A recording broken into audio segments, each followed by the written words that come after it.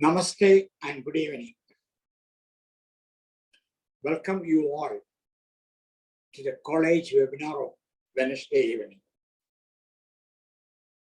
Today's co-coordinator is Dr. Uma of Delhi. And as you have seen, and Amrita will be airing us live. The topic of the day is a novelty area. We discussed safety and quality many times, but we are going to dissect the safety in detail. Safety during intraoperative ventilation or say elective ventilation and safety in healthcare. These are the two areas which are part of our quality management going to be discussed this evening. And your discussants are Dr. Mukul Kapoor and Dr. Gaurav Kakkar. Dr. Mukul Kapoor is a trustee of ICA and the current professor head of the department of Amrita Medical Center at Faridabad, Delhi. Well, Mukul is known to you very well. Mukul is the editor to Anesthesiology Journal, editor of our yearbook of Anesthesiology, and he was an ex-professor at AFMC, and he was chief advisor earlier with Armed Medical Service Corps, and he has done excellent work for anesthesia in different aspects. And he was promoting anesthesia journals as well as editing some of the journals in the past. And Mukul is an accomplished anesthesiologist as well as is an excellent personality. He's a real friend, a real shade for everybody. And Mukul will be talking on the safety during ventilation. And this talk is going to be followed by Gaurav Kakkar, who is just back from the UK. And he's a lead consultant in the Neuroanesthesia division of the anesthesia department at Amrita Hospital, Faridabad. And after the first session, which will be dealt by Mukul Kapoor, Dr. Gaurav Kakkar will be introduced to you by Mukul. So here we are about to join our webinar of the evening. Before that, I like to remind you of what you saw 2 minutes earlier regarding our national conference, national annual conference, going to be at Bangalore on 2, 3, 4, and 5. The program has been set and being aired to all the registrants as well as will be put on our website soon. And please make your presence at Bangalore, and the conference is going to be at Neuroanesthesia, Bangalore, and the associated buildings of the Neuroanesthesia area. And our YBA 2023 is ready and will deliver to you during the conference time. College is progressing very well with all its courses and other activities. And well, you know, we are associated to some extent with the American Society of Anesthesiologists and Society for Ambulatory Anesthesia, USA. And our representatives for the ASA Conference 2023 are Dr. Murali Kanchi, as well as Dr. Murigesan, and they will be joining the conference from 17th to 21st of October at San Francisco. And with this, I request Mukul Kapoor to open today's webinar session. Thank you. Thank you, sir, for the kind introduction. And we thought we will talk about safety in anesthesiology. And because this is one thing which generally all of us ignore, it is an important topic which actually everybody should be aware of. And that is why we thought we'll make you a little aware.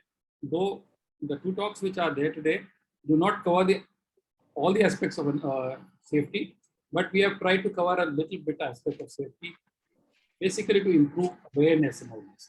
And I will be talking about intraoperative ventilation and safety.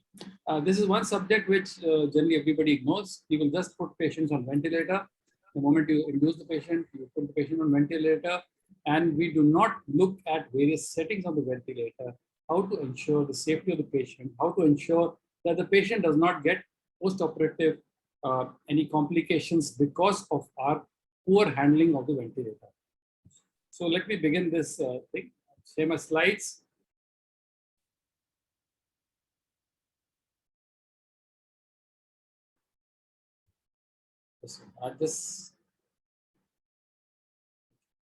So safety in intraoperative ventilation.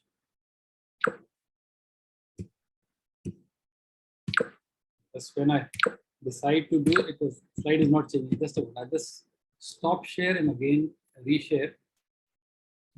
Those slides decided not to move.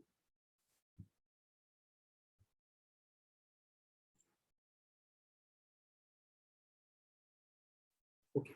So what is the clinical problem? Why do we talk about it? We have to remember one thing, that general anesthesia is the most common method by which anesthesia is given. And it is said that about 230 million people worldwide undergo every surgery under general anesthesia every year. So it's a very large number. And invariably, during general anesthesia, mechanical ventilation is administered to the patient. So whether you're doing spontaneous breathing or you're doing controlled breathing, whatever it is mechanical ventilation supported by a ventilator which is there. And complications because of ventilation are associated with a lot of morbidity. And in case you have a complication, it will definitely increase the duration of hospitalization, and of course, it will cost a lot to the patient as well as to the healthcare system. The incidence of post-operative pulmonary complications are reported to be in the range of 5 to 33%, depending on what you call as post-operative pulmonary complications. It's a very wide range, of course. 5 to 33 is a big range. But if you consider even 5% as the bare thing, which is major morbidity, it is a major problem. The 30-day mortality for patients who develop post-operative pulmonary complications may be as high as 20%, which is very high. And it is said that about 26 lakh patients die as a result of post-operative pulmonary complications every year. Now, you may think that this figure is fudged. No, this is not. This is a true figure. It actually shows that post-operative pulmonary complications do happen, and they happen in very large numbers. What are the risk factors for post-operative pulmonary complications? The first, of course, is age, which is more than 50 years. Then a BMI greater than 40, and a lower ASA status. Patients who suffer from obstructive sleep apnea, who have got preoperative anemia or hypoxemia. Of course, emergency surgery also contributes to it. And in case the patient requires ventilation, that is a surgery which is longer in duration, more than 2 hours, then the chance of morbidity are much more. What are the common post-operative pulmonary complications which happen? The common ones are bronchospasm, bronchial obstruction, pneumonia, pneumonitis, aspiration, acute lung injuries, and re-intubation within 48 hours. But the most common cause of all these complications is atelectasis. And this is the one which generally triggers most of the pulmonary complications, most of the surgical complications which are there. So as I said earlier, 5% of all surgical patients suffer from EPCs. So what are the other things which we should worry about? Risk factors. Risk factors have been divided into 3. Patient-related risk factors, procedure-related factors, and laboratory factors. And patient-related factors, they are non-modifiable and modifiable factors. The modifiable factors which you should look for is smoking, history of COPD, asthma, congestive heart failure, OSA, and of course a high BMI. Apart from that, hypertension, liver disease, kidney disease, ascites, etc. There are certain modifiable factors as far as the procedure is concerned. And the modifiable factors are, of course, the long ventilation, use of long-acting neuromuscular blockers. Just remember, this is a risk factor, use of long-acting muscular blockers. Then, of course, residual neuromuscular blockade, again, a big problem. Unfortunately, none of us have the habit of using the neuromuscular monitors. Then, excessive use of neostigmine, the use of Sugama Dex when you're using a supraglottic airway. All these contribute greatly to post-operative complications. And of course, some laboratory findings, which is of course there for all ASA high-risk patients. So what happens if you look at this, again, what happens is the lung gets affected, and because of this, the healthcare cost goes up. Why do these things happen more in major surgeries? One is because of frequent interruptions of ventilation. There are lots of surgeries in which the surgeon, to get a better access, asks you to stop ventilation, and he asks you to interrupt ventilation, especially in thoracic surgery, in lots of urological surgeries which are done on GA, and sometimes even laparoscopic surgery. When there is too much movement of the organs, the surgeon may ask you to interrupt ventilation. This is a major risk factor. Then periods of hypoventilation. There are again surgeries in which the surgeon requests for low tidal volumes because it is affecting the movements of the organs, especially in surgery like RIRS for urology. Then also in lots of cardiac surgeries in which the movement affects the surgical technique, as far as especially when the patient is being done as an op cap. Then atelectasis may happen also during major surgery due to an increase in lung water, which may happen in patients who have got ascites, patients who have been given too much fluids, patients who have got chronic kidney failure. Similarly, another problem is patients with lowered lung compliance, patients with stiff lungs, and of course, frequent retractions of lung, which happens in thoracoscopic and VAC surgery.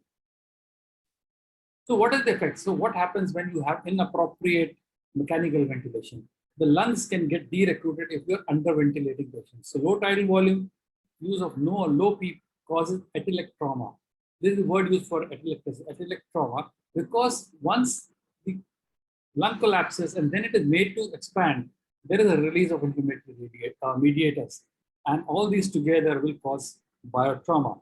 Suppose you have an over-distended lung for some reason, that you're over-ventilating them. Then you give high tidal volumes and high peak pressures, because you can cause barotrauma and volume trauma. And these also cause the same changes in the chain and cause finally biotrauma. So it is said that up to 90% of patients who undergo general anesthesia develop some amount of atelectasis. This is a very high amount of atelectasis. So atelectasis, what does it do? It results in a decrease in the functional residual capacity. It makes the expansion of the lungs heterogeneous. That means the different areas of the lung are opening at different times because of atelectasis in certain areas. Then because of this, it causes a overstress on the lung and also increases the plate pressure of the ventilation. So intraoperative ventilation, which avoids de-recruitment of the lung without causing an over-distension of alveoli, will decrease postoperative pulmonary complications. And not only will it decrease postoperative pulmonary complications, it will also improve oxygenation, be associated with better respiratory mechanics, so that there is less of oxidative stress on the lung, there is less inflammatory response, and of course. So what do we do in conventional lung ventilation? Normally in conventional lung ventilation, you ventilate with a tidal volume varying between 10 to 15 ml per kg. And this has historically been encouraged basically to prevent hypoxemia and gradual loss of lung volume and atelectasis. This is what has always been taught. Maybe now it is not taught, but this is how it was taught. And this is associated with problems. So this is conventional lung ventilation. So in this, You have excessive pressure, which can cause paratrauma, and of course, overinflation, which causes volume trauma. And conventionally, very little or no PEEP was given to patients. Even today, most anesthesia ventilators or most anesthesia machines are not equipped to give PEEP. As a result, people who are working in low-resource hospitals, they expose the patient no PEEP at all. And this causes a lot of stress from recruitment and de-recruitment. So what happens is, when you're not ventilating them with PEEP, there is regular de-recruitment and recruitment, which causes acrylic trauma. And of course, the mechanical stress of ventilation starts the biotrauma. So when you look at a diagram to explain this, so if you have acrylic trauma and you've got volume trauma, and these together cause biotrauma, that is release of inflammatory mediators. Now, these inflammatory mediators are not restricted to just the lung and do not cause just lung injury.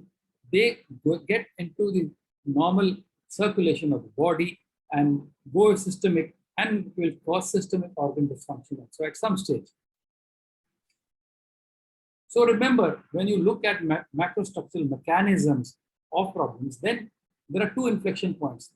If you're ventilating the patient below the lower inflection point, then you have a patient with acrylic trauma. If you are ventilating a patient above the upper inflection point, then you have barotrauma. So this is the phase in which you have to ventilate the patient. In case you want to avoid volume trauma and barotrauma, this is where you have to ventilate. If you look at the pressure volume loop. So coming to lung protective ventilation, how do you define it? It can be defined as a goal-directed ventilation strategy that is individualized and physiologically oriented. As I go ahead in the talk, I'll tell you about how it is individualized and why is it physiologically oriented. So in lung protective ventilation, first thing is that you ventilate at tidal volumes of 6 to 8 ml per kg of ideal body weight. Please remember the word ideal body weight. It is not the patient's body weight, it is ideal body weight. So whatever is the ideal body weight, the patient may be 90 kgs, but if the ideal body weight is 60 kgs, then that is what is considered and not 90 kgs. Please remember this. Why do we do a low tidal volume? Because it is more physiological. If you think about yourself, when you're breathing normally, when you're walking around, when you're sitting, you do not notice your ventilation because your lungs are actually expanding and they're expanding at a tidal volume of just 6 to 8 ml per kg. You're never taking the full tidal volume. You're not taking 10 ml per kg tidal volume. So remember, that is what is physiologic tidal volume. So 6 to 8 ml per kg. Then you should have adequate individualized PEEP. So what do you mean by that? You should maintain an end expiratory lung volume, EELV, and this will cause a decrease in the atelectasis formation, and it will also help in having a homogeneous ventilation. That means all areas of the lung will get ventilated equally rather than an unequal distribution of ventilation. Apart from this, in lung protective ventilation, you have to do lung recruitment maneuvers, ARMs, frequently. Why do we need this? Despite all this, despite having a PEEP, you may still have areas of atelectasis in the lung. So you need to reopen these regions and restore the EELV of the patient. And based on this recruitment maneuver, thereafter, you have to change the PEEP, or that is what is called as individualized PEEP, to keep the PEEP to what is required for the particular patient. So how does it, if you look at the graph, how does it make a difference? Yes, if you have a conventional ventilation, the lung moves from a total collapse like this, a shriveled up state, to a complete expansion. So if you look at the graph, it goes from a zero tidal volume to whatever tidal volume you set, and then comes back to zero. So it moves between zero and whatever tidal volume, and then back to zero. So this is the amount of movement in the lung. But if you use lung protective ventilation, it doesn't. The tidal volume never goes back to zero. So the basal volume in the lung remains, because of PEEP, at a particular level, and you never go to that preset 800 ml. So you go to a 6 to 8 ml per kg, come back not to zero, but again move at this So the graph is moving. If you look at this, in expiration, it is semi-filled up, and in inspiration, it is never fully filled up. It is partially filled up. So you are moving the lung only in these two phases. Again, to explain what is volume. Whenever you give high tidal volumes, you can have volume. So what is high? This is volume and this is pressure. So if you look at volume, if you ventilate the patient with very high volumes till you reach this upper inflection point, then you can cause volume trauma. It is also called as lung strain. Now you have some another terminology which is called as lung stress. So lung stress is different from lung strain, and lung stress is basically barotrauma. And what happens? Why does it happen? It happens because of excessive pressure. When you go down on this axis of the pressure volume loop, if you go more to rightwards, then you cause barotrauma. This rightward shift causes barotrauma. And then you have atelectrauma, which is called as a shear stress. Because of shearing of the lung, it's called as shear stress, and this happens because of inadequate PEEP.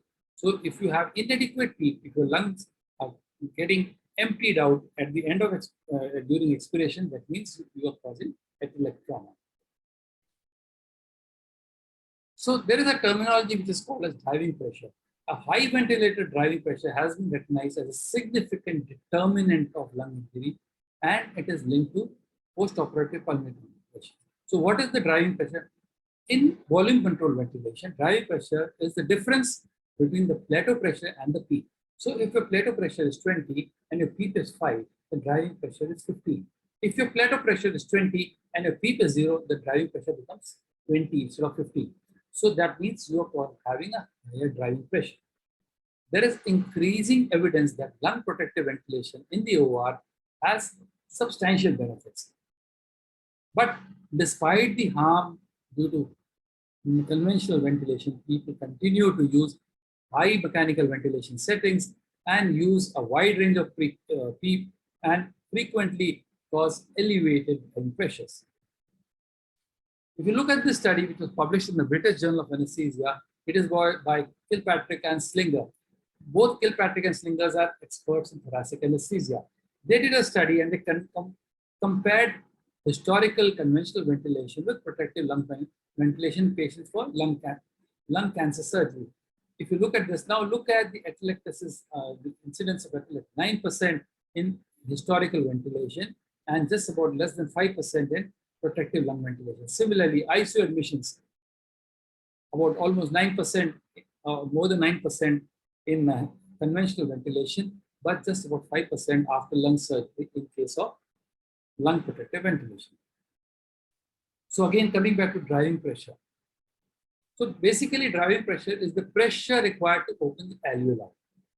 And then another terminology which is there, which is important for us to remember, is static lung compliance. If you look at the modern anesthesia machines, most of them give you the reading of the lung compliance while you are ventilating, especially the new ones from Breger and GE. They're very good, and they actually show you the compliance at which you're ventilating your patient. So static compliance can be calculated by dividing the tidal volume with by the driving pressure, which I just told you. So effectively what you can see is driving pressure is inversely related to the static compliance. So if the static compliance is low, the driving compliance, the driving pressure becomes high.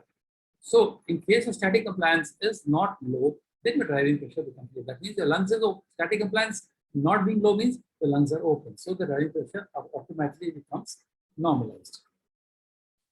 So now let's come to some more facts.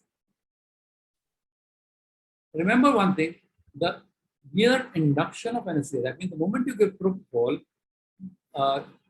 what happens is the the diaphragm moves upward. If you just make the patient, see, supposing this is the upright position of the diaphragm, the moment you make the person supine, the diaphragm tends to move upward, it decreases the FRC. The moment you give propofol or sedate the patient, the diaphragm moves further up, further reducing the FRC. So with induction of anesthesia, you definitely reduce the FRC. And what happens is, the moment you paralyze the patient, the diaphragm moves up further. And the moment you surgically position the patient, especially in case you're doing a head-down position for laparoscopic surgeries, then the diaphragm moves up even further. So whatever you're progressively decreasing the FRC. So that is why it is very important to have alveolar recruitment maneuvers and PEEP while you are operating. So as I said earlier, if you ventilate at very low tidal volumes, then the driving pressure is high. If you ventilate with very high tidal volumes, again the driving pressure is high. But when you look at the pressure volume loop for lung protective ventilation here, look at the driving pressure. It is very, very low. So that is why I'm recommending that you should only ventilate in this zone. In this zone of 6 ml per kg is ideal. Coming to another important thing, you must have all read in your theory that the closing capacity of the patient keeps increasing as we age. So if they close, and again, the FRC, again, another thing to remember is FRC in supine and FRC in upright is different. That means FRC, supposing it was 3 liters when the patient was upright, it decreases to almost 2 liters the moment you make the patient supine. I explained this in my last slide also. But remember, the closing capacity keeps increasing with age. So if you look at this, in case the patient is about 50 years of age, what would have happened is the closing capacity would have exceeded the FRC in supine position. So that is why it is very important to remember that we have to change this. We have to change the FRC or normalize the FRC the moment the patient goes supine. So because the alveoli begin to close at 6 to centimeters water pressure in normal weight patients and 10 to 15 water pressure in obese patients. So sorry, the closing pressure increases, so the alveoli will close at this. Will be open only at this pressure. Sorry, not close, but it will begin to open only at this pressure. So this is further increased in case you have pneumoperitoneum and extreme positioning. So individualized PEEP helps in preventing this. Now again, I told you about driving pressures. A thing to remember about driving pressures again is that in volume control mode, I told you the formula for calculating driving pressure, but if you use the pressure control mode, then you calculate the driving pressure by reducing PEEP from peak inspiratory pressure. The driving pressure in pressure control mode will be this. So a sign of increased driving pressure is when you is a sign of increasing driving pressure is a sign of inadequate PEEP and an alveolar collapse, and increasing driving pressure is a mediator for volute trauma, barotrauma, and atelectatic trauma. And the more the driving pressure during ventilation, the more the association of post-operative pulmonary complication. So if you see from studies, what are the benefits of lung protective ventilation? Studies have shown that the difference in the incidence of pulmonary complications are just 10.5% in one of the studies in the low lung protective ventilation group as compared to 27.5% in the conventional lung ventilation group. Another study, 8.7% versus 14.7%. If you look at the intraoperative and postoperative lung mechanics and oxygenation, you can see that even the PFTs are better, the X-ray chest oxygenation and the PaO2, FiO2 ratios are better with lung protective ventilation. Then again, there's a decreased need for invasive and non-invasive post-operative ventilator support in lung protective ventilation, 5% versus 17%. Of course, all this will cause decreased infections, decreased length of stay, and mortality. So how do you do it now? We were talking about lung protective ventilation, but how do you do it? Now, we should always consider CPAP right from the time of induction. What happens is when we're inducing and putting a face mask, we generally never put the valve, the APL valve at a CPAP level. Always remember that is the time when the atelectasis starts. Please use the APL valve and keep it at least a CPAP of 5 centimeters water. Another good thing about maintaining is induction of anesthesia, especially in patients who are obese, is to elevate the head end of the bed during induction of the patient. Remember, elevation of the head end does not make intubation difficult. People are generally scared that it is going to make intubation difficult. No, it does not make the intubation difficult, but it helps in keeping the alveoli more open. So always keep CPAP and try to maintain the head at an elevated level. If you find it difficult to ventilate, today the OT tables are very good. You find it difficult to intubate at that little elevated level, then you can always get the head down at the time of intubation. So initially, try to ventilate with an FiO2 less than 40%. Do not keep high FiO2s. Basic aim is to achieve an oxygen saturation of just 94%. So if you, this is from the screen of my OT only, and if you look, we maintain an FiO2 of fresh gas in the fresh gas flow just 40%. The physiological reason why we should keep an FiO2 40% only is that you have decreased amount of absorption electrolysis, less oxidative stress, and no inhibition of the hypoxic pulmonary vasoconstriction, which can happen because of epilepsy. So you do not inhibit the hypoxic pulmonary vasoconstriction. Of course, if you keep a low FiO2, you have got a chance of doing early intervention. So you can always increase an FiO2 if your SaO2 is low. And also remember, the SpO2 loses sensitivity at higher FiO2s. The SpO2 will show 100, whether it is a PaO2 100 or 200 or 300. The SpO2 will still show 100. Yes. So if you have an SpO2 of 98, 96, you should be happy. That means you're maintaining the right amount of PO2. But if you are having an SpO2 showing as 100, then you don't know how much hyperoxia you're causing. How does lower FiO2 help? Remember one thing, the amount of shunting in the lungs increases with higher FiO2. If you look at the oxygen dissociation curve, then if you are ventilating with an FiO2 110 to 15%, then if you look at the FiO2 of, that means the FiO2 is quite low, the shunt fraction is just 10 to 15%. So, and if you are ventilating with a high FiO2, 80%, the shunt fraction increases to 15 to 30%. So that is why it is important to use low FiO2s at the time of induction and even later. Whenever you feel that your the saturation is going down, rather than increasing FiO2, increase the PEEP. In case the saturation goes below 97%, increase the PEEP rather than increase the FiO2. In maintenance of anesthesia, you should individualize the PEEP, especially in patients who are obese.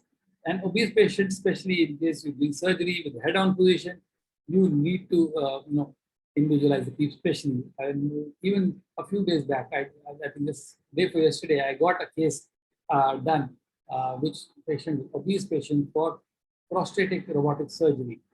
Same problem.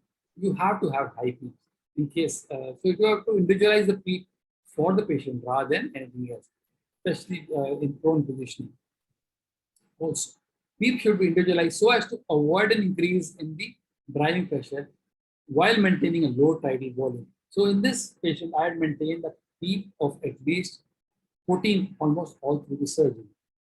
The PEEP requirement can be as high as 18 centimeters. And let me tell you, this patient had low lung disease. So you would be thinking, how can you, a patient with a normal lung, how can you give 14 centimeters of water PEEP? It's very normal. You should do it because the patient requires it. And the peak requirement can be as high as 18 centimeters of water in patients who are obese.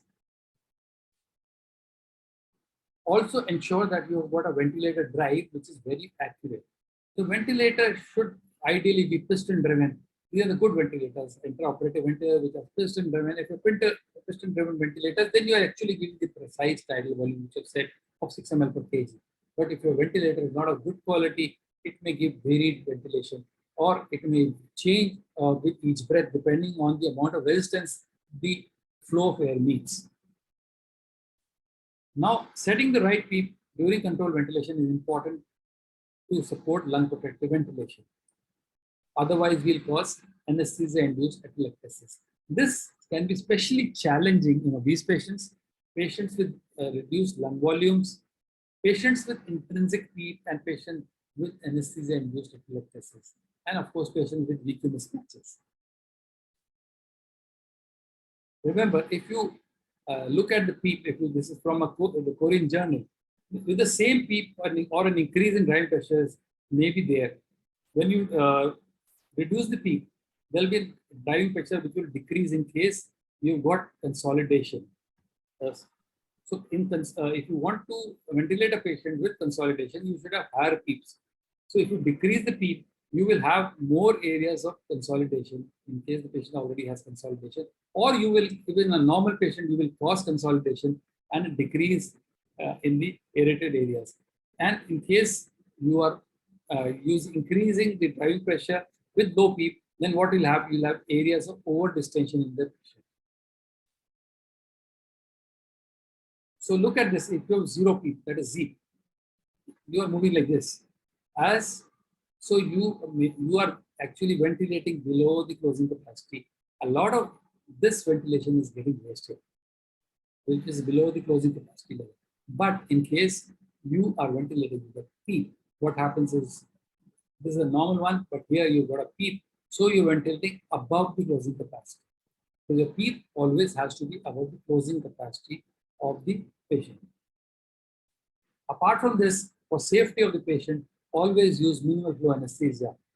Minimal flow anesthesia is what I recommend. I don't recommend low flow anesthesia anymore. I just recommend minimal flow anesthesia, which is lower than low flow anesthesia, and it helps protecting the lung by humidifying the ventilation much better and warming up the gases.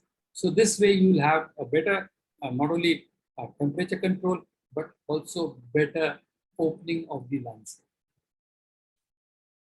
So in minimal flow anesthesia, the thing to remember is that your FiO2, which you are delivering from the machine, that is the FGOT of gas outlet ventilation, will be higher than the FiO2 actually delivered. So you have to be aware of that, and you should ventilate accordingly. Another good thing which is there in the ventilators or anesthesia machines of today is compliance. You can actually measure the dynamic compliance as well as the static compliance of the patient while you are ventilating. So maintain your compliance at the right levels. So this is something which is very good in the modern ventilators, anesthesia ventilators, that you can actually see your compliance and maintain the compliance which is there right from the beginning in the patient. Also remember, it's very important to, it is not important just to ventilate the patient also, but it's also important to monitor the peak pressure and the plateau pressure which you are achieving, because you need to avoid a decrease in compliance because of anesthesia causes like circuit disconnection, positioning, pneumoperitoneum. So you need to monitor all these on your screen in the anesthesia ventilator, and you should do interventions to improve your compliance, like the alveolar recruitment maneuver and individualized PEEP. Now coming to alveolar recruitment maneuvers, you have to ensure by alveolar recruitment maneuvers that you use the lowest effective plateau pressure. That means you should not let your plateau pressure go up, because if plateau pressure goes up, that means your driving pressure goes up, causing more injury. So in non-obese patients, you should effectively keep the plateau pressure below 30 to 40. In obese patients, you can go up to 40 to 50 centimeters water. And while you're doing this, I'm talking about this, that is while you're doing the alveolar recruitment, you should not exceed this. So while you're doing recruitment, do not exceed these pressures, and you should do the alveolar recruitment in the shortest effective time with fewest number of breaths. In morbidly obese patients, you require high pressure open the alveolar, as I said, 40 to 50 centimeters of water. Now, how do you do it? This is something very important. Traditionally, what was done was alveolar recruitment was done by back squeezing. So what you did was you switched off the anesthesia ventilator, took the bag in your hand, and you press the bag so as to keep the pressure as 40 centimeters of water continuously for 20 to 40 seconds, which is a very, very long time. So 20 to 40 seconds, and then leave it and go back to a little higher peak. This is what was traditionally done for alveolar recruitment. But what is available today and what is recommended today is stepwise recruitment maneuvers. So how do you do it? That means supposing this is pressure control ventilation, to gradually increase the PIP of the patient until you go to a pressure of 40 centimeters water of plateau. So gradually increasing over 2 breaths or 3 breaths, keep increasing the plateau pressure till you go to the target pressure. And after that, you keep decreasing the plateau pressure till you come to the best peak. Best peak is that position at which you get back the normal compliance of the lung. That means where the driving pressure of the patient becomes the least. If you go below that, again it will increase. So what you do is, so if you started at a peak of supposing 10, and then you have done recruitment, then you have stepwise recruitment, when you come and you reduce your pressures, you reduce it till the point only where the driving pressure does not increase further after that. So you keep on going on till your driving pressure reduces, and once it starts increasing, you stop at that, and that is the best peak for the patient. So you do basically what you're doing is you are ventilating the patient during recruitment, vital capacity, and you're basically cycling between expiration and inspiration. However, during this cycling, you're ventilating more and more areas and recruiting more and more areas.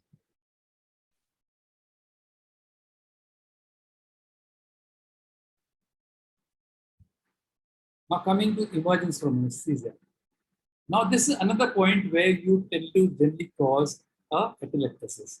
So what generally happens is when you are trying to extubate the patient, when the patient has recovered, the tendency is not to put any amount of resistance to the patient's breathing. So what you do is you tend to go to Z, and you make this 0 at the time of just before you remove the tube or the supraglottic airway.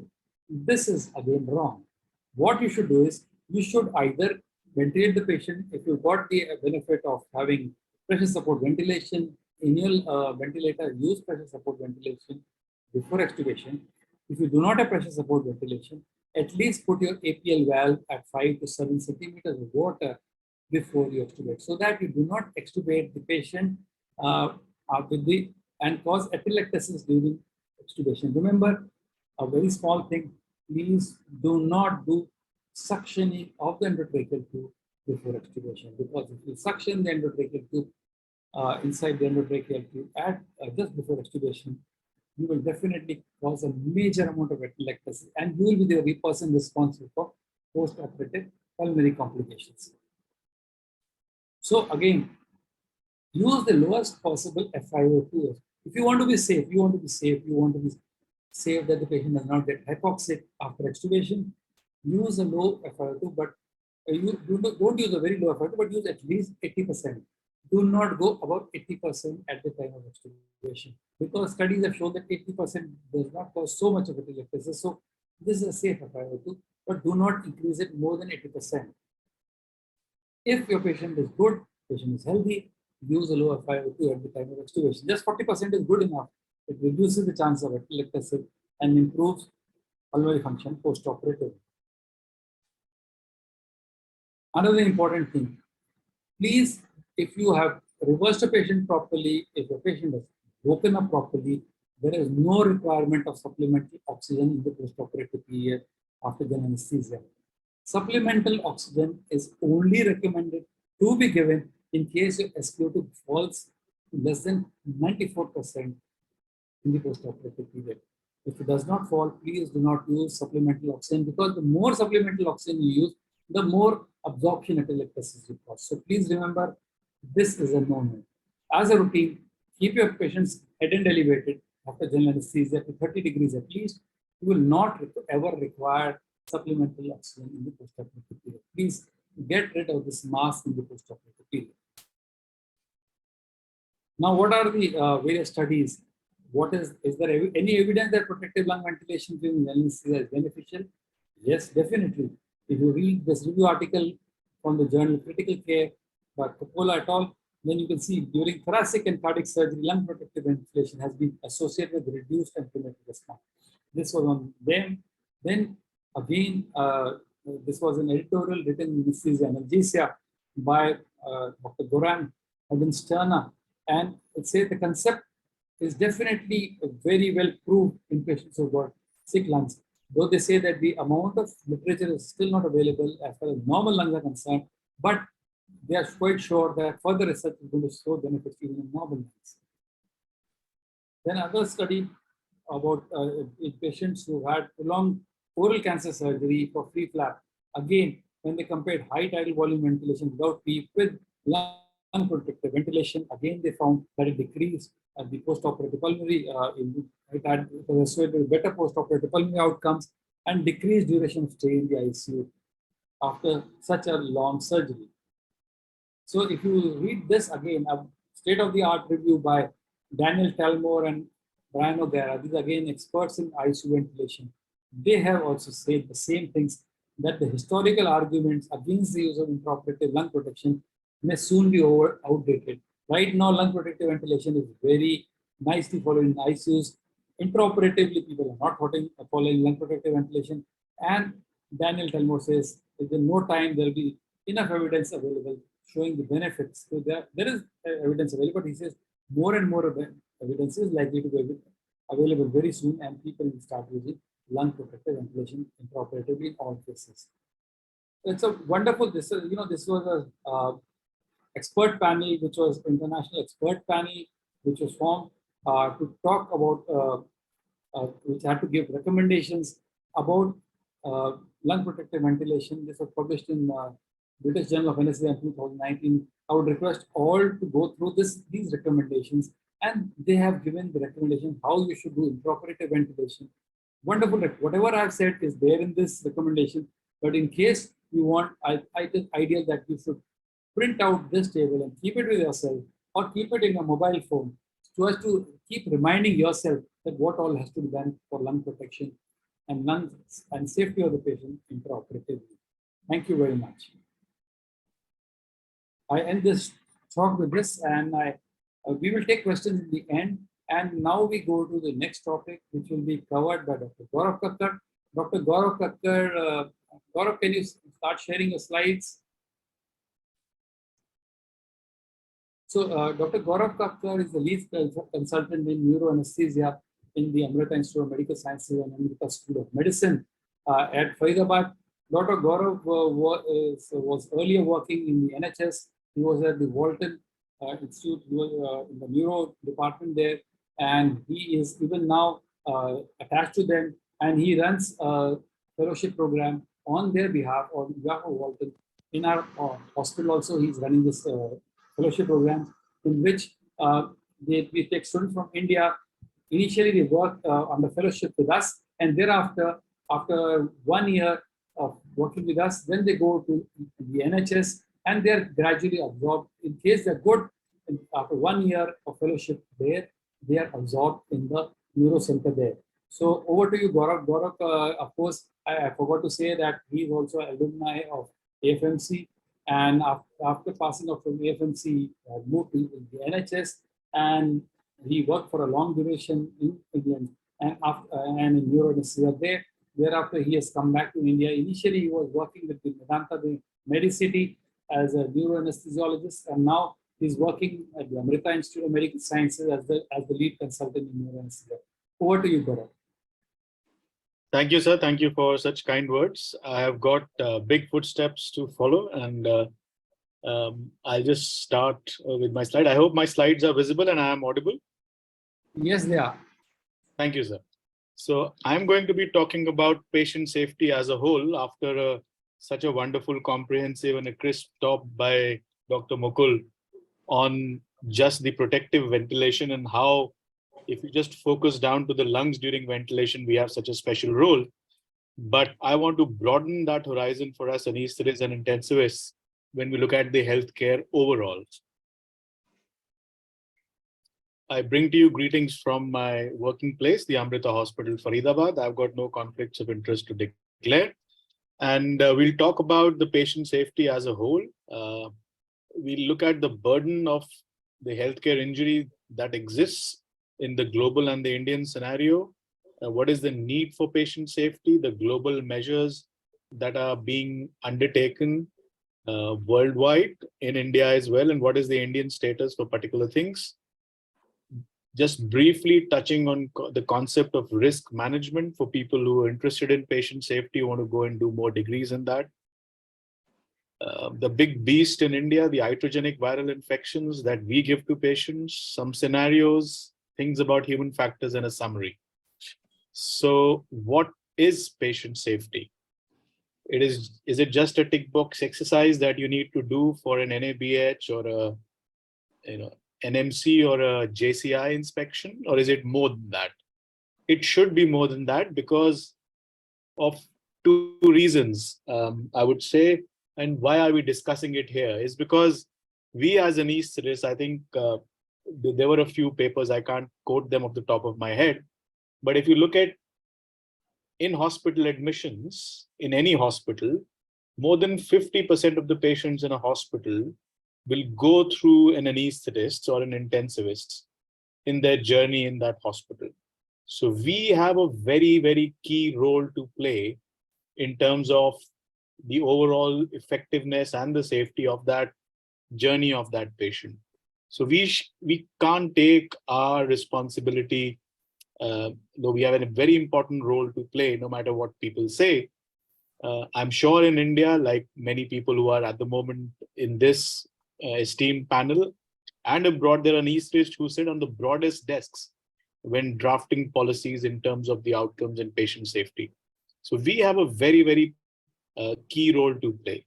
What is safety? The safety got defined by WHO in the early 2000s as an overall framework of a lot of organized activities that we need to do that takes care of cultures, processes, procedures, behaviors, the technologies that we employ, and changing the entire environment in your healthcare setting so that we can deliver consistent and sustained healthcare that has lower risk in terms of harm. Which harm?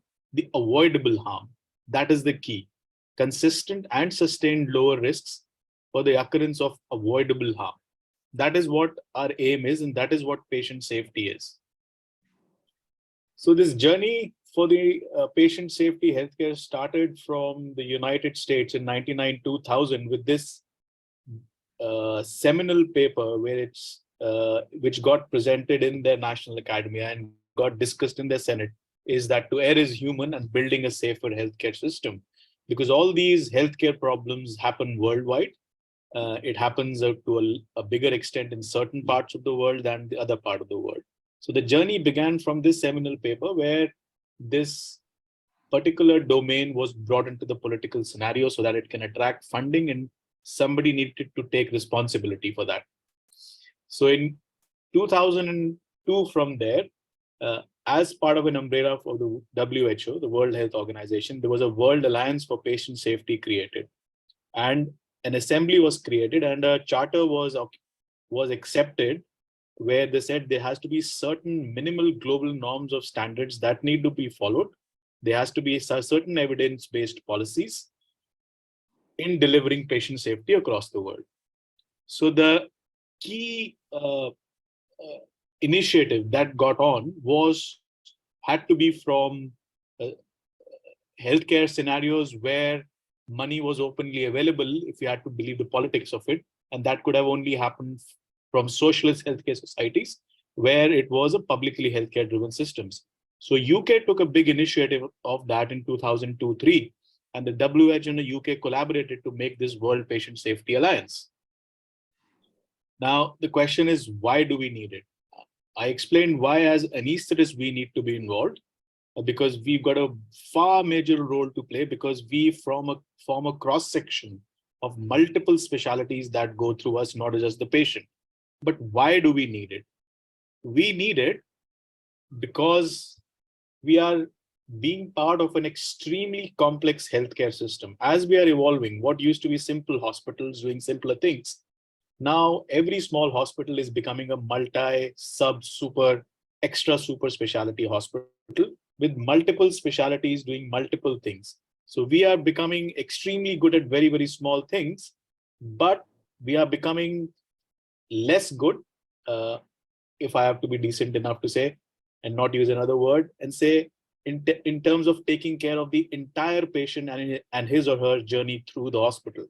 So patient safety has emerged as a complex discipline, and it is becoming as a discipline that's in few years time will have its own verticals in postgraduate institutes, but it needs to be a part of our clinical work day to day rather than it becoming a management discipline. It is important that it remains a management discipline because the economics drives it, but we need to be equal part as clinicians if we need to win this battle.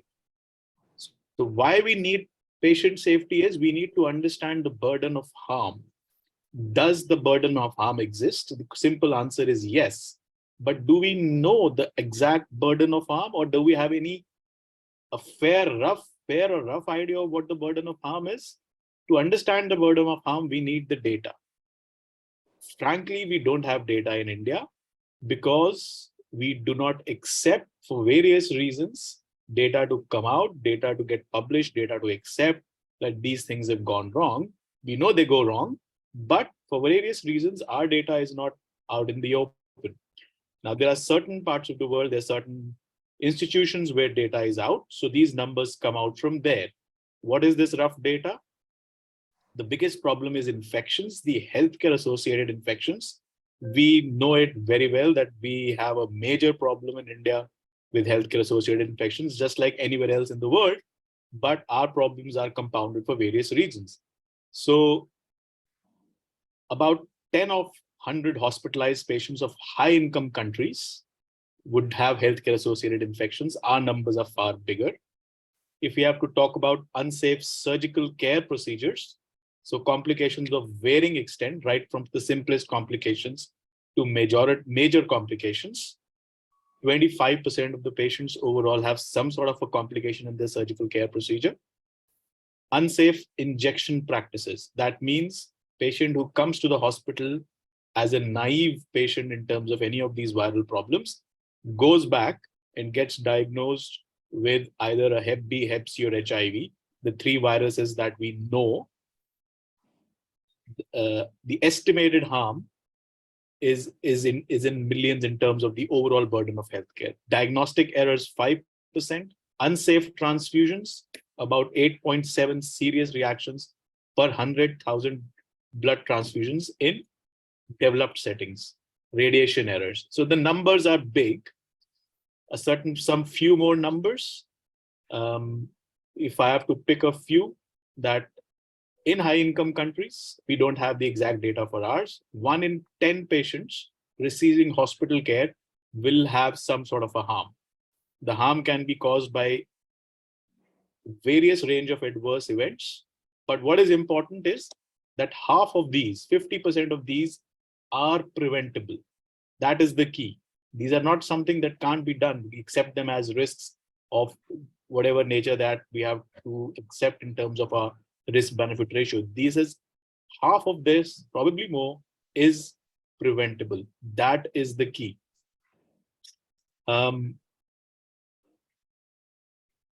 Another key data here, which the hospital management people need to be interested in, is that 15% of the total hospital activity and expenditure is directly as a result of adverse events. That means the expenditure that is going out to cover for the adverse events in terms of compensation legality. So safety is not just patient safety, it is financial safety as well. If you can deliver even 20% of this preventable harm, there is a significant amount of money that can be saved. So it no doubt it requires investment, but it is a sound investment that gives you good returns. Now, if I have to further quantify the burden of harm, then the NHS is one database where it is out in the open, it is public. And just to take one data set from there, you can see it on your website. You're free to visit dataset. So over the last at least 10 to 11 years, the NHS has been publishing national data of its each and every hospital of this particular incident, which is called never events data. Now, I would say when we have individual M&Ms in our hospitals, in our departments, This is the minimum standard we need to have, at least as department leads, department heads, to make sure that we have some sort of a documentation or logbook of our never events. These are events which should never happen as definition in the journey of a patient in a particular specialty. So if these were to happen, these are serious incidences through which there has to be various learning methodologies, RCAs, and serious interventions need to be put back in place so that patient harm doesn't happen. So these never events either can lead to patient harm, or they can lead to closed scenarios where patient didn't come to harm, but these never events should not happen. And these are major events. So I'll give you a glimpse of the never events data of England from the last year, that is 1st April 2022 to 31st March 2023. So on the left side, you see every month from April to February, their financial year, they've reported nationally these many incidents per month that they aim for that should never have happened. So what are these list of these incidents? The beginning is the wrong site surgery.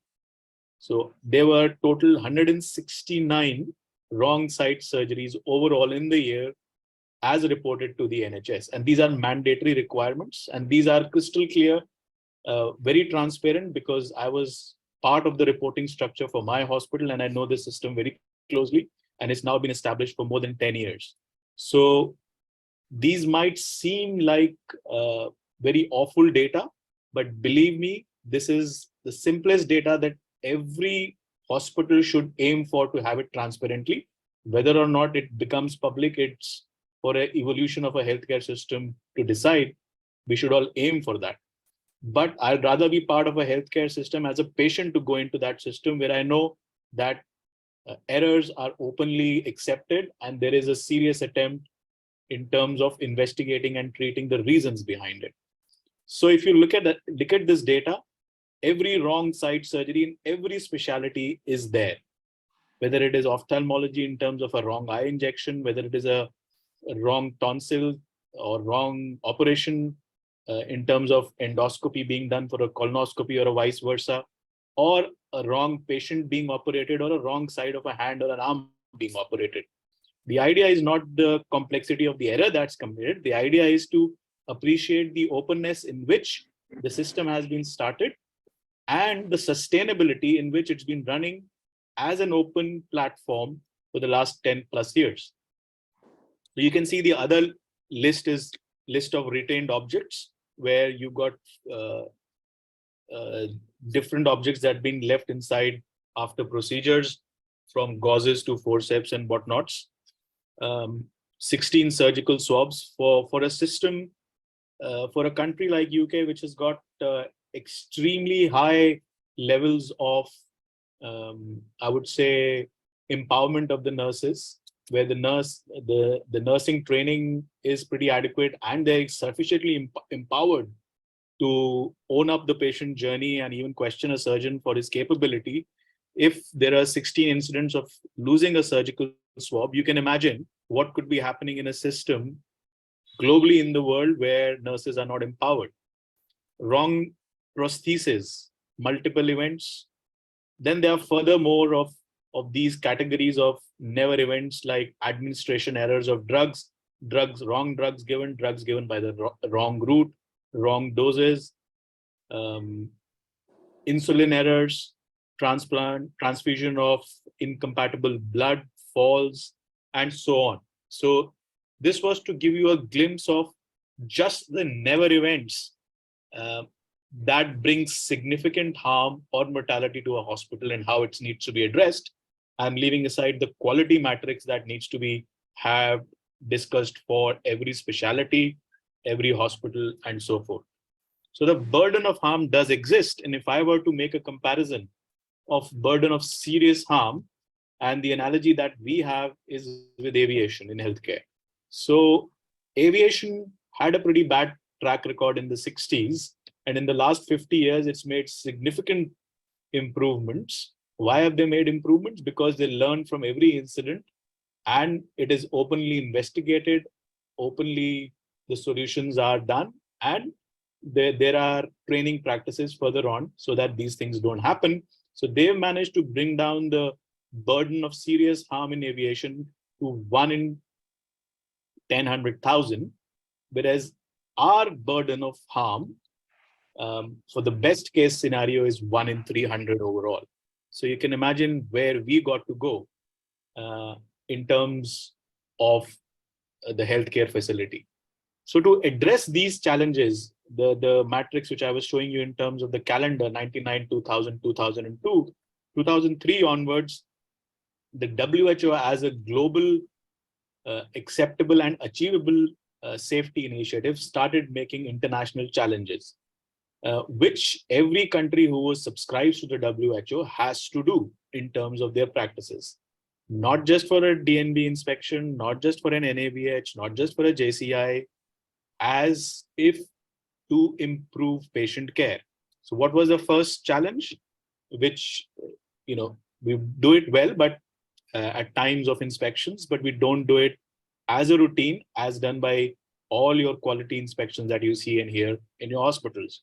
The first challenge in 2005, which was delivered as a WHO challenge to the entire world healthcare system, was the WHO's 6-step of hand washing.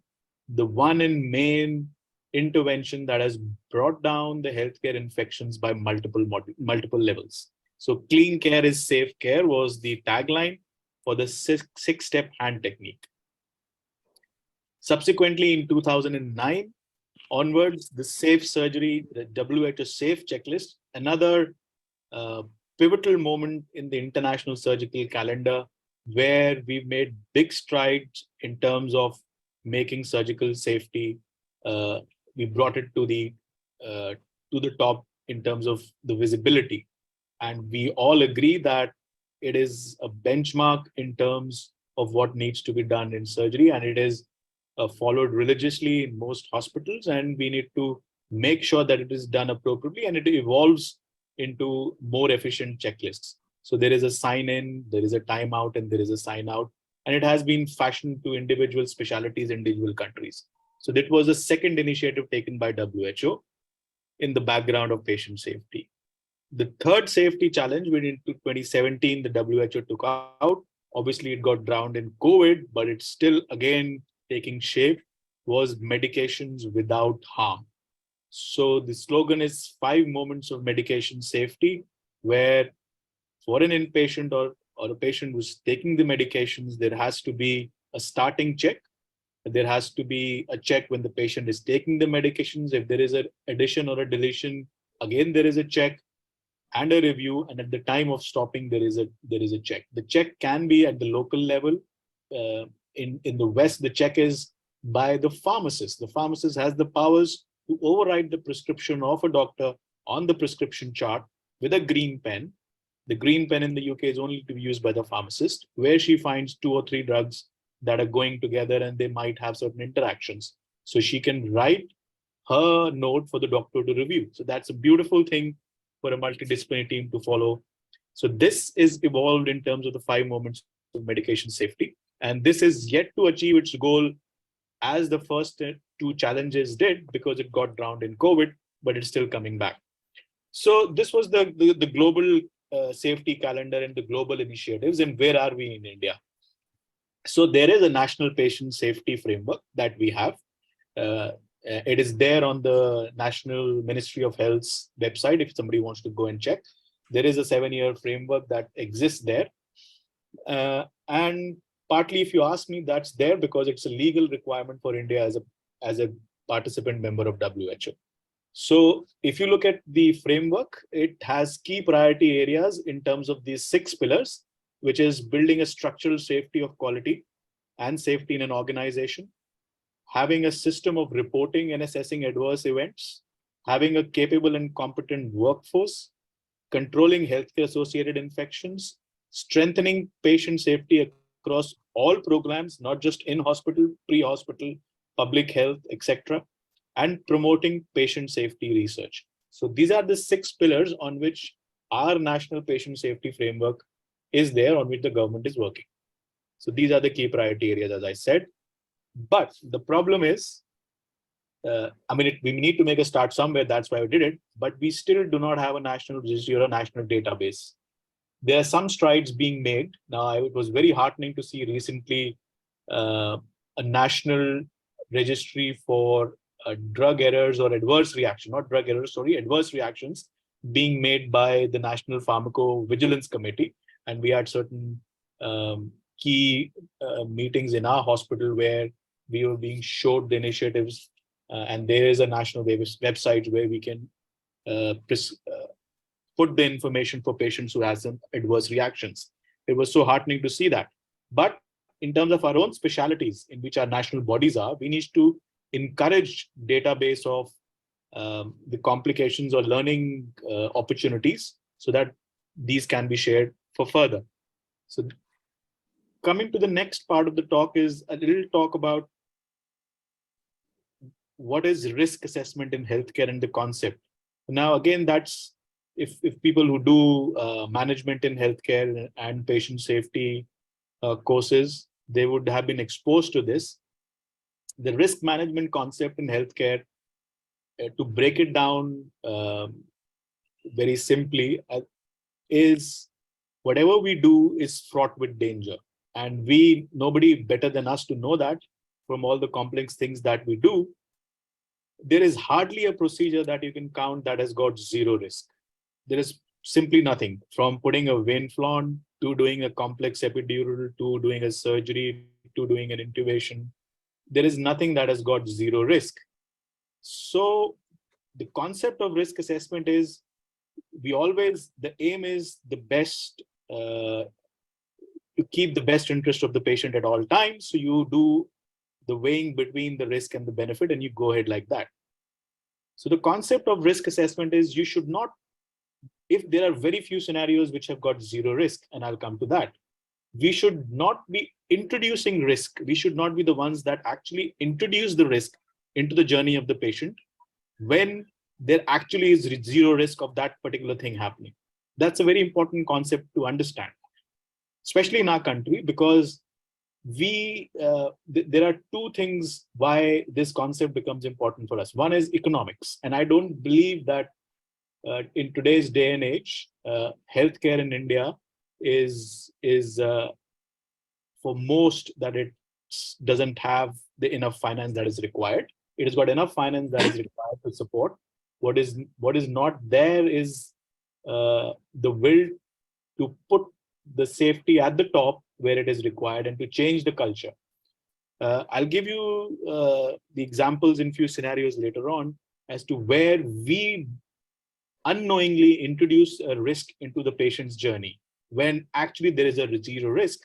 And the effect of that is multifold, consequential, and we don't even know what's going out after the hospital because we don't measure the end result. I'll give you a scenario. Now, this is from X hospital. This is a scenario in your intervention lab or in your operation room theaters. In some places, this is an arterial line transducer. It might be used for arterial lines, central lines. It might be used by intervention radiologists in their DSA labs. So the top part of this goes to the patient and the bottom part goes in a pressure bag. Now, in certain institutions, which I say with conviction from personal experience, from hearing from people what their practice is that only once, let's say you do an angiogram of a patient, only the top part gets changed and the one below, which is in the pressure bag, doesn't get changed because the cost of this kit is 1,100 rupees or 2,000 rupees or 3,000 rupees max. And the reason given is because only the top beyond the transducer is connected to the patient. So we can do multiple cases with that. And this part, which is beyond pre-transducer to the pressure bag, does not affect. What is the standard, international standard? You need to use a device for every patient separate. There's a zero risk.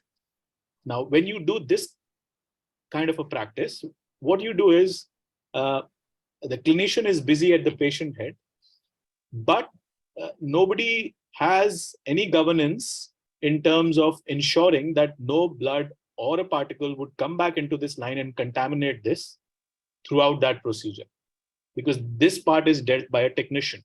The technician might not be as educated as us, as aware of the issues that go on. नहीं ma'am traffic बहुत खराब है तो मैं late गया और ये चल So रहा है हमारे साथ साथ these here you are introducing a risk of giving a blood-borne infection to a patient, to the subsequent patients, if this transducer is to be used repeatedly for multiple patients. Second example from an ex-hospital. This is in a radiology department where a contrast is done for a patient coming from outside. A patient who comes from outside to have a CT, MRI, contrast, whatever contrast, doesn't get checked by its viral markers. Somebody might have individual saline-filled vials that they use for one particular patient. Somebody might use this full 1 liter bag, take a syringe from this 1 liter saline bag, open it in the morning and keep using it till 10 at night for flushing the contrast for every subsequent patient. What that particular technician doesn't do, or might not do because he's got a lot of patients or he's not trained, is to make sure he changes the syringe, or there is enough attention to detail to make sure that this bag doesn't get contaminated from the previous patient, because you not check the previous patient.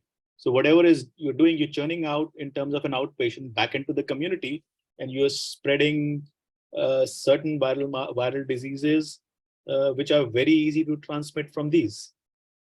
A third scenario, which we can relate to probably closer to our practice, is reusing same vial for multiple drugs. Happens worldwide, but we need to look at it. Using the same syringe at multiple patients, using the same vial for multiple patients. Again, the risk is zero if you use one vial for one patient, one syringe for one patient. But if you use the same vial for same patient, you might be extremely diligent at 9 in the morning, but your technician, yourselves might not be the same in terms of your diligence at 3 o'clock postprandial or just before, or for a SR who's at 10 at night. So you're introducing a risk whose consequences are enormous, but that risk actually was zero. We are the ones who are introducing the risk. So this is the concept of risk management. And I strongly believe the argument of cost does not apply, because that cost is very, very small in terms of the entire healthcare bill for that individual patient. But if you were to put that to the consequences that that patient is going to have, if something wrong was to go, that are enormous. If that comes to light and the hospital has to pay, then that burden is huge, as I showed you in the initial project. Now, we are not the only ones. As I said, it happens everywhere, but it gets looked at, it gets investigated, and it gets sorted. So the data is the key. Now, this is back in mid 2000s. This was the second of the incidents, but this was an outpatient facility of a gastroenterologist who used to do endoscopies. And there was an outbreak of Hep C in that particular area. Obviously, it was, as it says, it was in the US. So that got investigated by a horizontal investigation by the Public Health Department, that we've never seen so many Hep Cs in our area. Why suddenly we're seeing a enormous load of Hep C patients? And they tracked down one patient in this particular clinic where they were doing endoscopies, because the doctors were using one big ampule of fentanyl, same syringe for one particular day. Now, it happened to be one unlucky day where one patient came who was Hep C positive. It contaminated that bag, and that subsequently kept going round and round. That's why they had a huge, in their proportions, they had a huge outbreak, but they could list it down to bad injection practices. Now, this is happening every day in our country, in our hospitals, and we need to look at it. So the healthcare associated Hep B and Hep C outbreaks been there, reported to CDC. They have been reported in the US, they've been reported in mainland Europe, but fortunately their numbers are very, very low, and they are dwindling down because they are being addressed. We do not have our data, or I would say we have some data, but that's not in the public. Among these three viral diseases, the Hep B, the Hep C, and the HIV, the easiest to give to a patient is hepatitis C, because of the viral loads that required is minimal. The Hep B needs a big load. The HIV needs a huge load. to give from A patient to B patient because of bad practices. Now, there was a paper on this, on the hepatitis C whole scenario in India and the trends and how it gets spread and what we can do from a very reputed institute, the CMC Well Law. And it addressed these issues and said that we needed institutional policies to sort that out. And it even said that there are, quoting this paper, that there are parts of Eastern UP or villages which are full of Hep C because of certain bad practices. Now, these viral infections after hospital treatment, that means a patient comes to the hospital. Now, I'm not saying that this is all being done by anesthetists. I'm saying as a whole, as an entire journey of the patient comes naive to the hospital and goes out with either of these three. So these three are the ones which we routinely test for major operations, but we don't routinely test for outpatient procedures. So Hep B will be difficult to give unless we are really, really bad in the practices. That means sharing bluntly a same injection, same needle, which has got a huge load of blood or residue. To give HIV, you need to be blatantly wrong to inject a huge amount of HIV positive blood to a patient, or again, using very, very bad syringe practices. It's very difficult to give HIV. Hep C, believe me, it's very easy to transmit, and we don't even know. If outpatient gastroenterology setting can do a Hep C epidemic, then Hep C within the hospital is very easy to give. You can think in your head the lacunas which exist in hospital settings, from the CSD where the things get cleaned, to the technicians who make the drugs, to the outpatient scenarios where they get all sorts of procedures done, and the transfusion departments. So the blood transfusions can give you Hep B. We've got our famous big B of Bollywood who got it during his transfusion at a major operation. Mr. Bachchan has got Hep B from blood transfusion. Of course, it was 20 years ago. It still happens in our country. Coming to the big beast, the HIV, it happens. And it happens and it is kept under the wrap, unfortunately. This is the National AIDS Control Organization, NACO, which is responsible for the entire management data of HIV in India. It is again open website data on the Ministry of Health. And they have got the entire plan of that.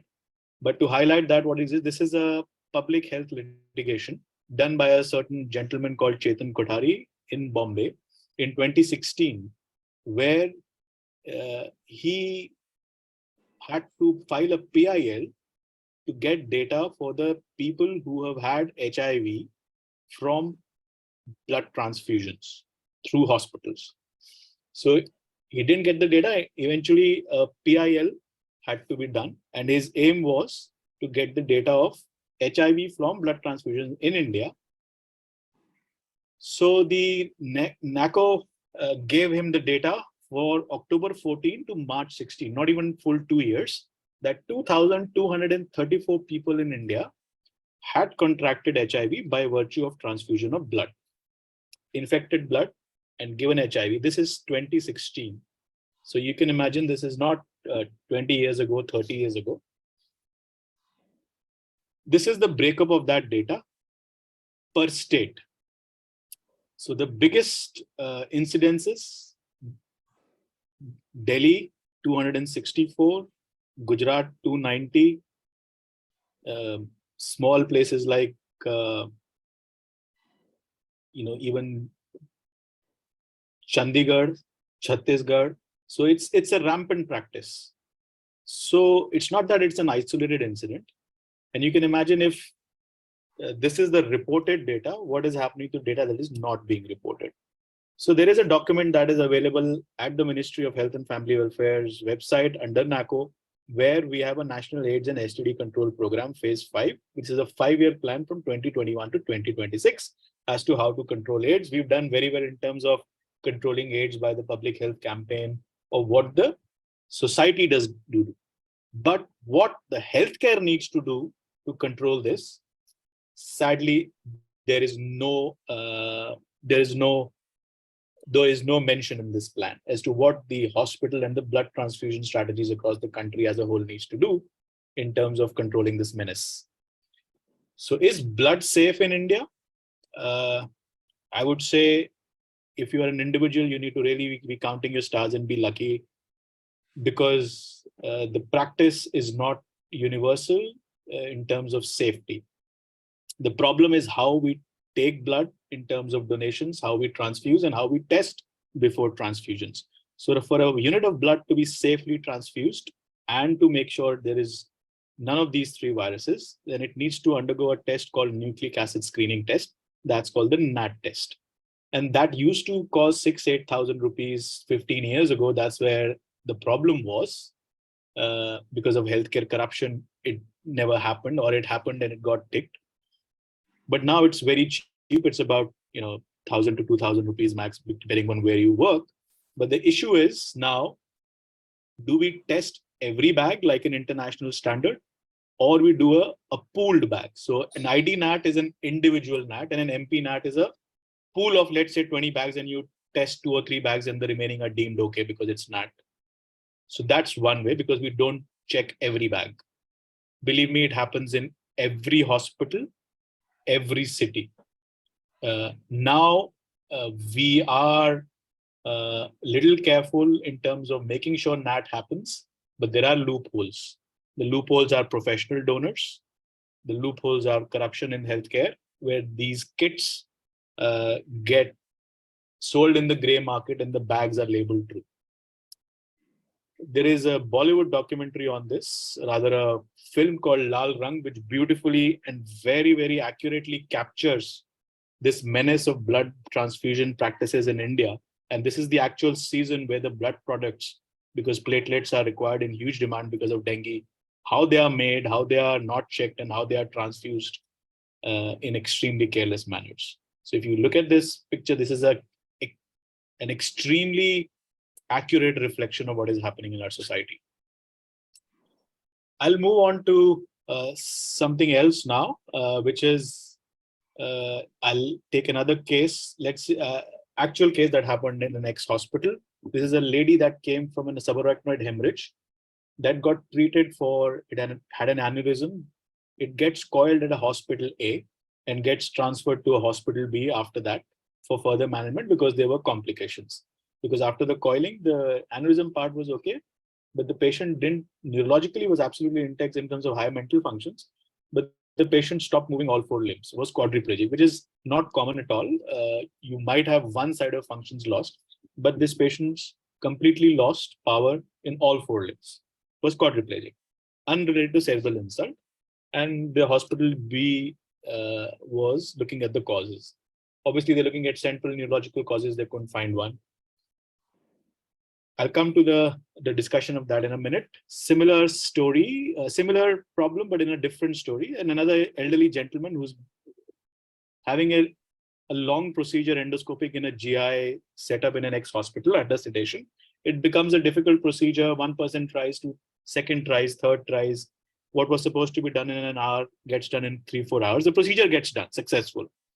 But again, the patient woke up quadriplegic, unrelated to the initial business. What went wrong in both cases? These were positioning problems for these patients. Both patients were elderly. Both patients had gentle problems in their neck. First, for the coiling patient, certain amount of positioning of the head and neck is required for certain aneurysms. So the care is not there in terms of carefulness, is not there in terms of how you position. The cord gets compressed.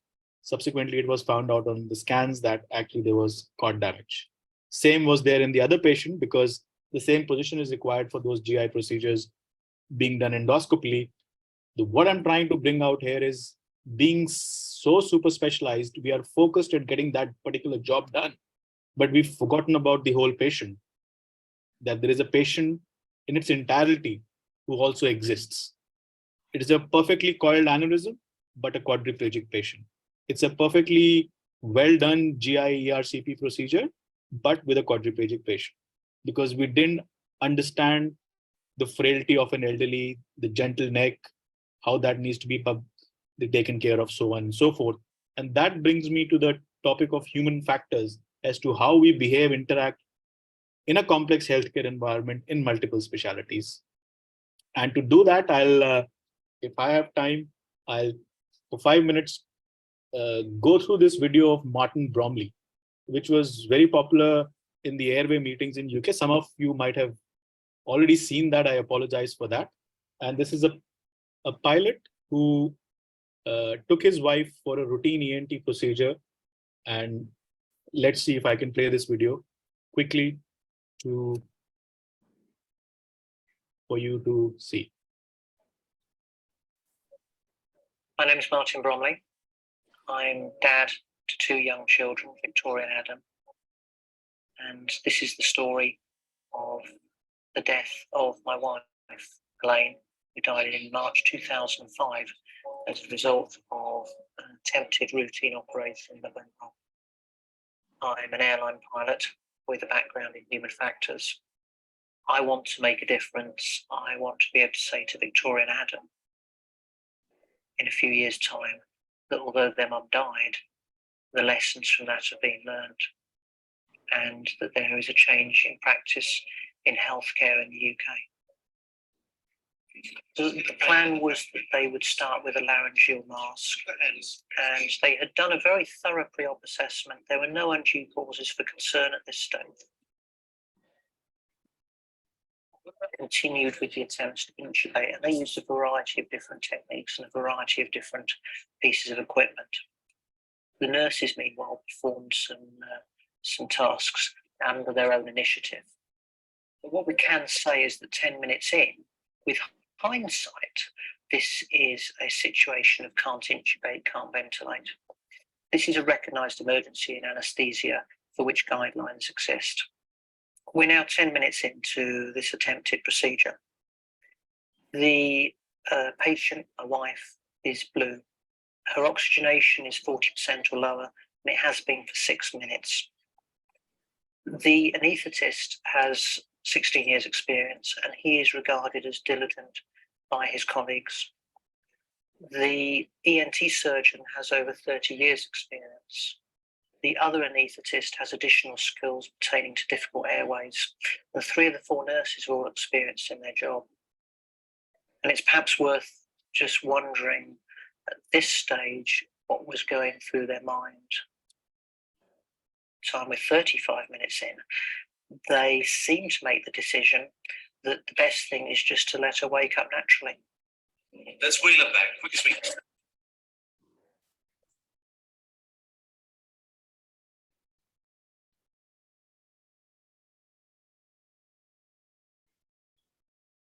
And they transfer her to the recovery room. She lays there for an hour and a half, and of course, she never wakes up.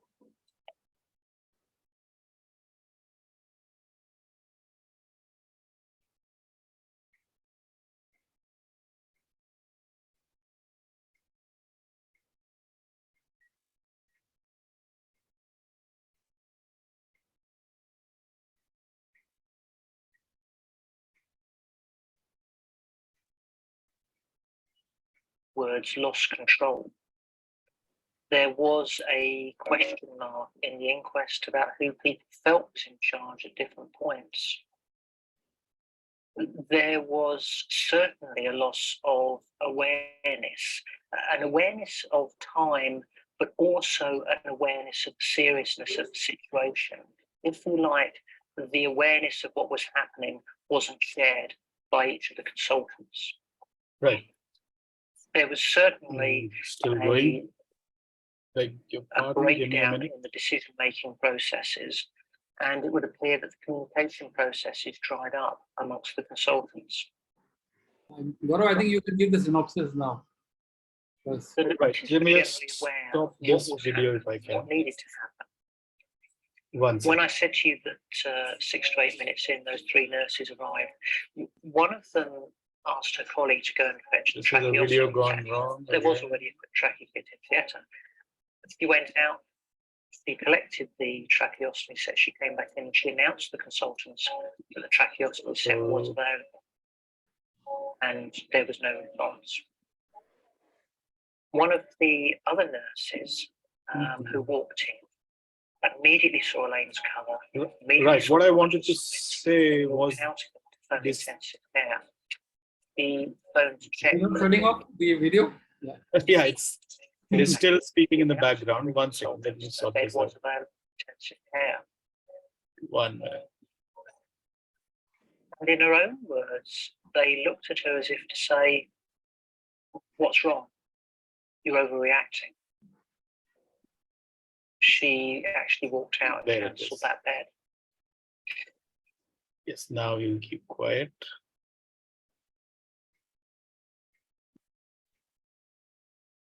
Sorry about that. So what I was saying was this video, the important was about the human factors that exists. This is our database about we look after our own morbidities and mortalities, and we bring that out and we discuss that. And we have no problems in coming out with what goes wrong. So this is our particular anesthetic database. The solutions are, we need cultural changes, we need data capturing, we need registries, and importantly, we need flat hierarchy so that people can openly talk about that. Human factors training, we need to start putting that in our curriculums. And the most important is the leadership and the resources that are required for this. For starters, there are some of the things that you can do, or making sure that these get done. The hand wash, the checklist, the stop there before you block for the regional anesthesias, the polypharmacy, the sharing injection practices, the handovers that need to be skilled and written. So these are some of the things that we can do. And from a culture of secrecy, we need to come out to a culture of transparency to learn from our mistakes. Thank you. And I apologize for the video that just went wrong. I'm sorry. Thank you, Gaurav, for a very actually exhaustive presentation. And safety, I think, is one of the. Can you unshare your slides? Safety is one of the most important things which all of us tend to ignore. And what Martin Broadley's video has shown, which actually the video is not going the right way.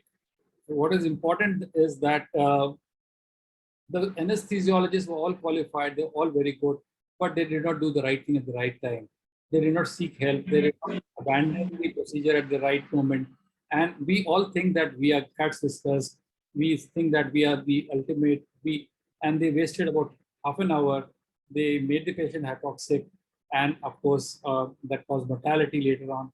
But this is something which happens, and we should follow protocols, we should follow the algorithms correctly, we should follow all safety procedures very diligently and very nicely. Only then we will be safe as anesthesiologists. And this is, of course, Gaurav talked about other parts of healthcare also. So it's very important to be absolutely safe as far as the patient is concerned. The world is, more educated today. If you were unsafe, maybe 3 decades earlier, nothing would have happened to you. But today, even legally, you will be caught and you'll have problems. I don't see any questions which are come. Ankita, are there any questions?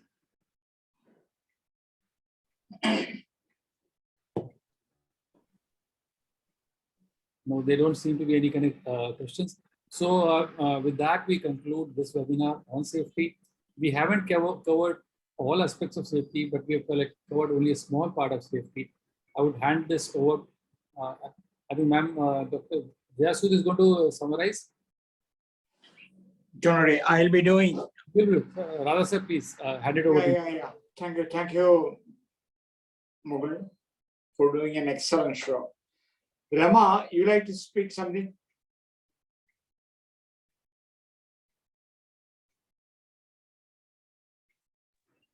Hello. Rama, yeah. Yes, sir. Am I audible? Yes. Okay. So it was an excellent talk both by Dr. Mukul sir and Dr. Gaurav. And I would like to reiterate that safety is an integral part of any anesthetic plan.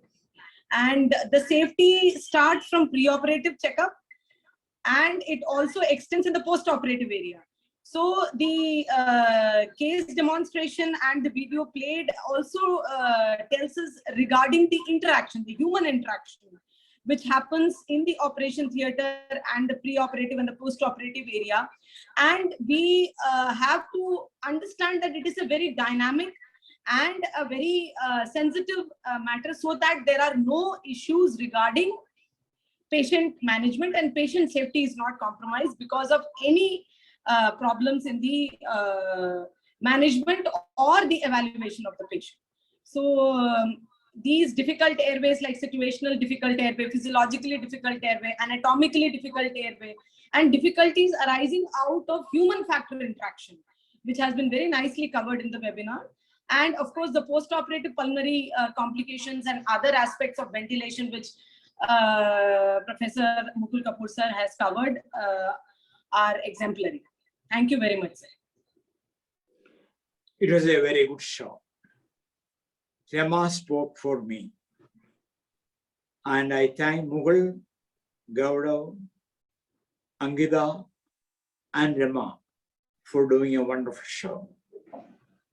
Good night to all, and see you all next week, same day. Thank you. Good night. Thank you very Thank you for much. Thank available you. insights. Oh, Thank yeah, you. sorry, Jaya. I never knew No, that. no, it's okay. No. Just wanted to, of course, as you said and Uma said, praise the webinar, and it was so informative. And thank you so much, Mukul, for moderating and speaking on a very important topic.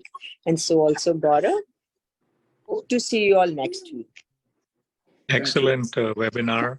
Glad that the ICA is bringing up this patient safety, and hopefully they'll start following the guidelines as laid down by APSF in the USA. Great work, all the speakers and Mukul. Thank you. All right. Thank you so much, everyone. Thank you for valuable insights. Thank Hoping you. to meet you again on this platform very soon. So with all your permissions, we'd like to conclude the session over here. Thank you. Okay. Thank you very much. Good night, Thank everyone. you. Dear, thank you.